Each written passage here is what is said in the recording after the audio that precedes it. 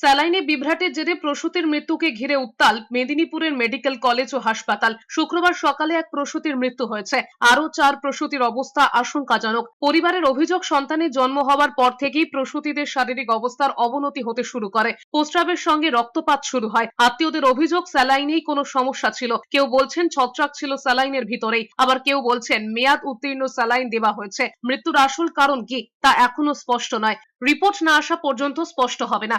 এর আগে Kolkata SSKM NRS হাসপাতালেও এই স্যালাইনের সমস্যার কথা উঠে এসেছিল। কয়েকদিন আগে কর্ণাটকেও স্যালাইনের কারণে প্রসূতির মৃত্যুর ঘটনা ঘটে। এবার মেদিনীপুর।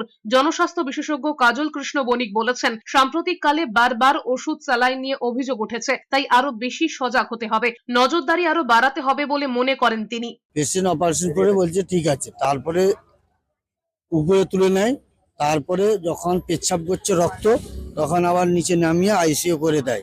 আইসিইউ করে দেওয়ার পরে আমার পেশেন্টে দেখছি, আমার পেশেন্টটা লাস্টে অপারেশন হয়েছিল, এই জন্য একটুকু ভালো আছে।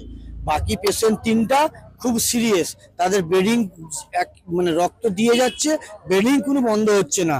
আর পুরো যে পেটি ছিল, পুরো পেটিটা এক্সট্রা ছিল, স্যালাইনের জন্য পুরো ঘটনাটা এটা হয়েছে।